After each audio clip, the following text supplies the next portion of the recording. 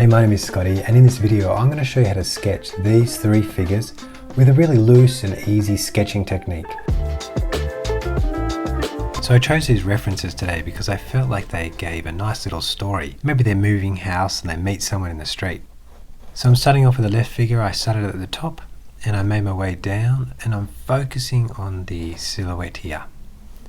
So around the head, the shoulders, and then angling away there for the jacket. I'm not using pencil here to create a mannequin or anything like that.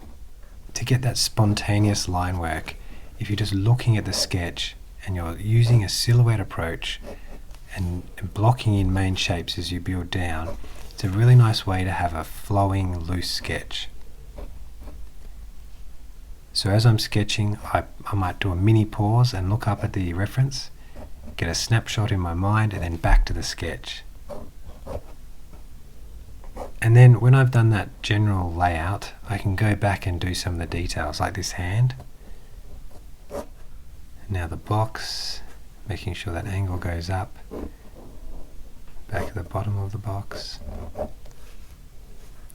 So the plant here, I'm not going to try and draw every leaf, just very, very loose lines. It's more of an impression of what's going on. I might draw a little split here, that cap. Now I've done the middle details, I'll go up to the face. So I can divide that shape up with the hairline there, around the ear. And the ear is quite important because I know that the top of the ear should be where the brow is here, and then the bottom of the ear should be the bottom of the nose. So that's about there. And the lips, she's got a mouth open, so I'll try and draw that top lip, just a dark little spot there, and a dark shadow under the bottom of the lip. It's not quite right, but if you overwork that kind of detail, people look at it instantly, so I'm just going to leave that. The nose comes out a bit further, about there. Okay, start the next figure here, so trying to get that top shape of the head again. And I'm looking at that negative space between the two heads.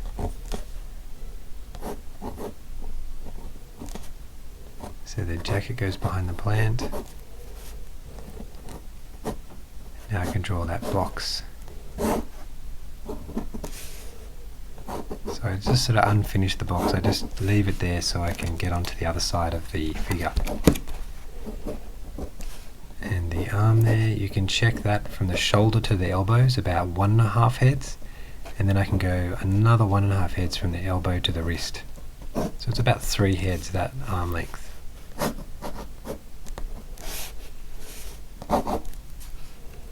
And then the bottom of the jacket. So there's all squiggly lines. They're really good to keep your sketch loose and expressive.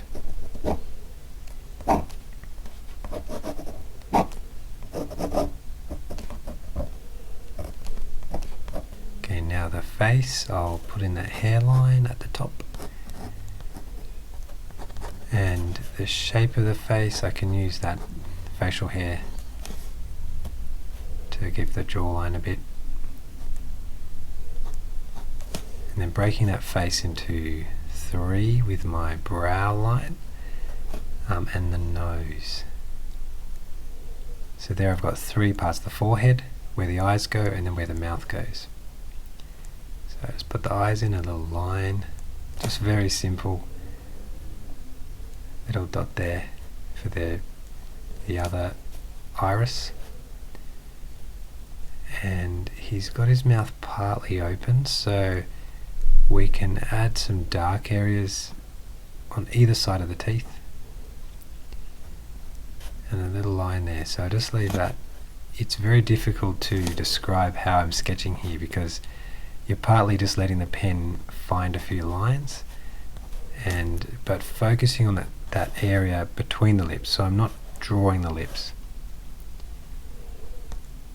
Only the shadow below the lip and the dark patch between the lips.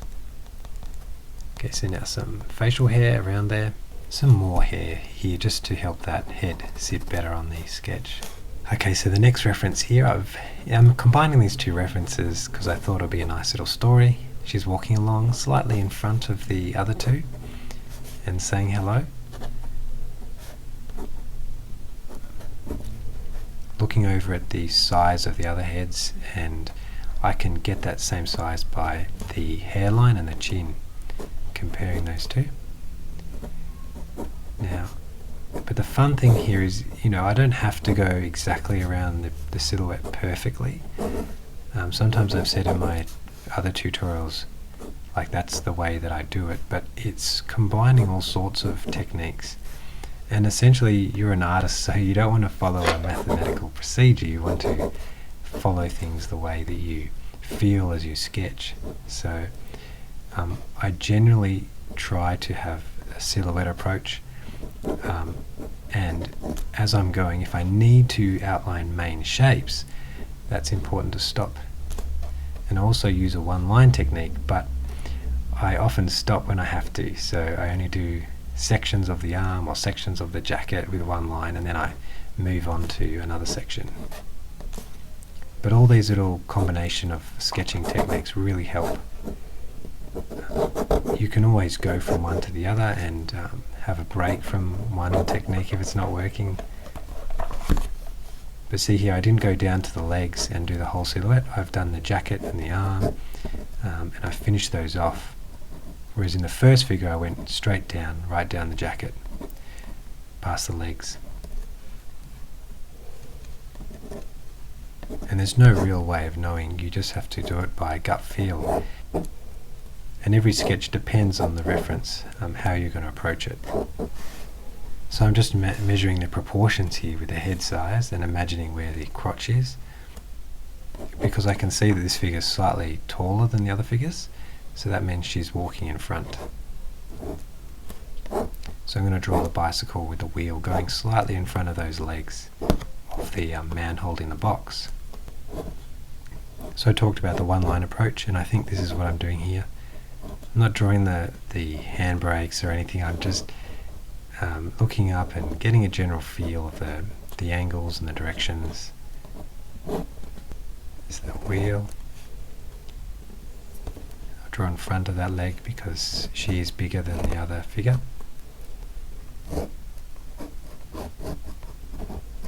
Some really loose lines there, and then the back wheel. And that seat. Okay, so now the face for the girl. She's going to be my focus, so I'll try and put a little bit more detail into this face. But I do it the same way. I do the brow and then the bottom of the nose, and I've now broken up the face into 3 parts. So in the middle part I put the eyes, which is about slightly higher than halfway. It's about 2/3 up from the bottom of the nose to the brow. And then the width of the mouth, I put those 2 dots. And once again focusing on that split between the lip, the little gap, and making that a shadow. It's a little bit too much black on the left side, but that's okay. Now the eyes, just tiny little dots here, showing where she's looking. And then the side of the face. Okay, so now we have all our loose line work completed. We want to add in some watercolor. So to match my loose line work, I'm doing some very expressive watercolor techniques. Just using a wash, mostly water, just a tiny bit of watercolor in it.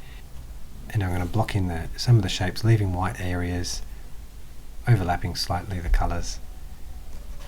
And I changed some of the colors here just because I think it would match better with some purple instead of beige. And I'm using my flat brush as well to do the box here. Now the hair, trying to make them all slightly different. Skin tones. I like to add a little bit of blush on the cheeks. This lady has darker skin tones compared to the other two. Now add some white, just little highlights, and then my flat brush again for the background. So I hope you enjoyed this loose expressive sketching tutorial. Let me know what you think, and if you'd like some more expressive sketching tutorials, check out these videos right here. Thanks for watching, and I'll see you in the next one.